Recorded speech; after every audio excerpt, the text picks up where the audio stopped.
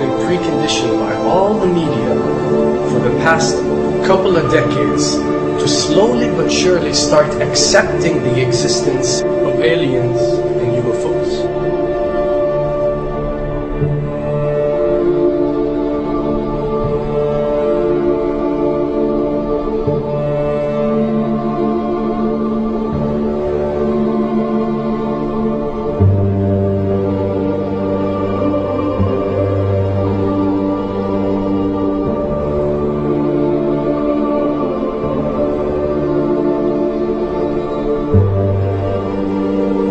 Tell you right now that 99% of every UFO sighting that has ever taken place has actually not been an unidentified flying object, because this has always been military technologies.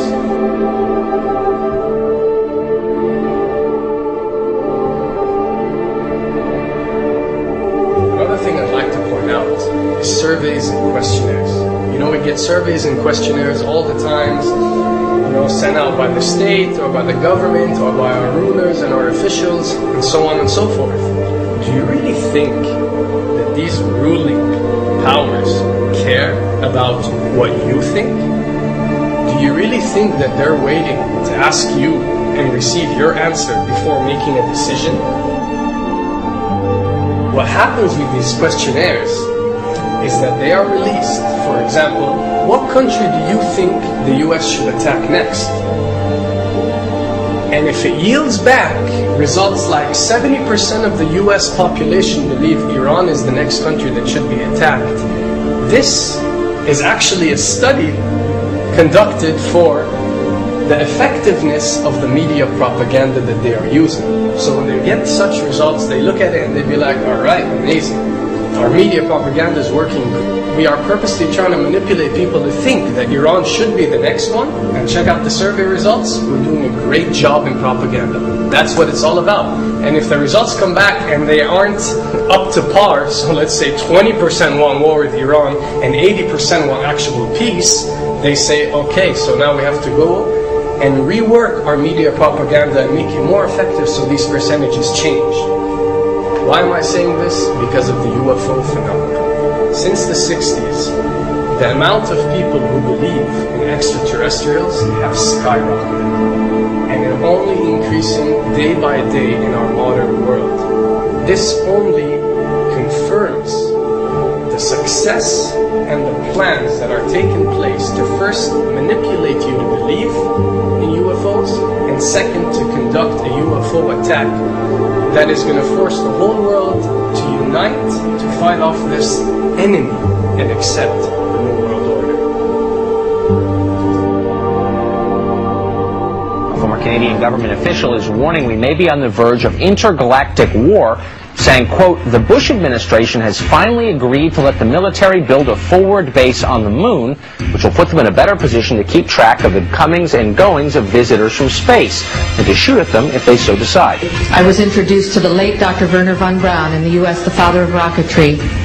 In my first meeting with him, during that first 3.5 hours, he said to me, Carol, you will stop the weaponization of space, because there is a lie being told to everyone that the weaponization of space is now first being based upon the evil empire, the Russians. There are many enemies, he said, against whom we're going to build this space-based weapon system. The first of whom was the Russians, which was existing at that time. Then there would be terrorists. Then there would be third world countries. Now we call them rogue nations or nations of concern. Then there would be asteroids. And then he would repeat to me over and over, and the last card, the last card, the last card would be the extraterrestrial threat. As a military strategist, as a person who worked on the MX missile, which I did later, he said, you will find that there is going to be a spin to find some enemy against whom we have to build space-based weapons, and now we should expect the spin. And that's the formula, except that it's all based on a lie. A supersonic saucer. Called the Silver Bug, it was truly revolutionary. The plans show in detail a multi-jet engine craft that boasted amazing maneuverability and speed. It's an intriguing thought that this concept may tie in with the work of the German scientists who brought saucer technology to the US at the close of the Second World War. What was needed were certain cover stories. What do you do when people are spotting aircraft and then telling reporters that they've seen something very unusual flying out of an airbase in Nevada? And frankly, this was the origin of a lot of the sightings that took place in the mid-50s, 1954, 55, 56, of unidentified flying objects, the UFOs. So the CIA was involved in encouraging people to believe that, yes, they saw UFOs, and the CIA and the military tried to be very helpful to reporters to get these stories out, to divert the attention of the country, and particularly the people in this region, about what they had actually seen.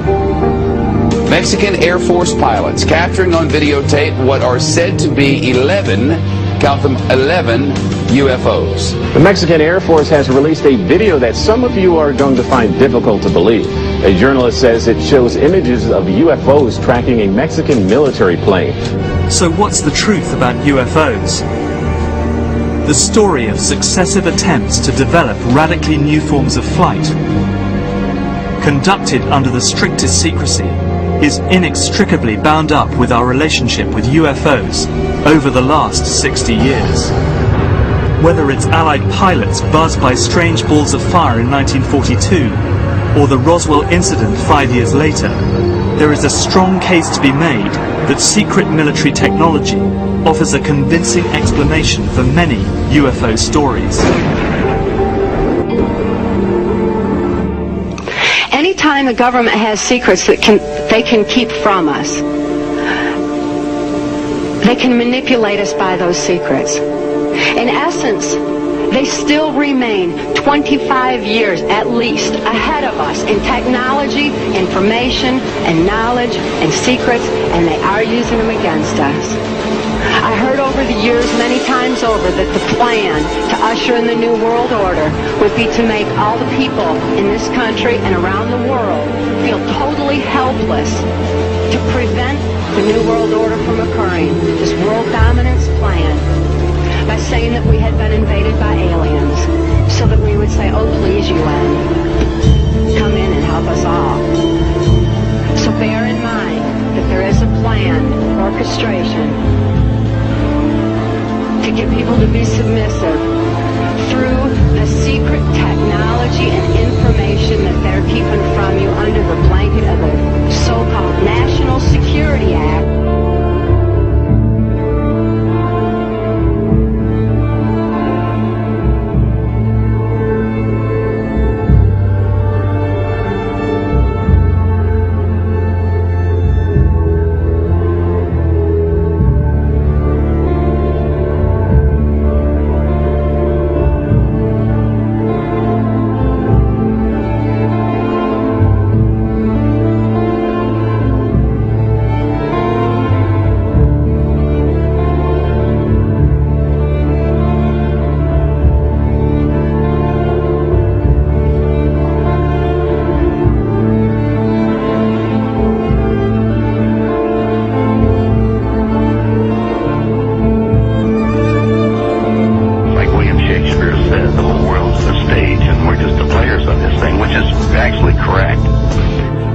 Perhaps we need some outside universal threat to make us recognize this common bound.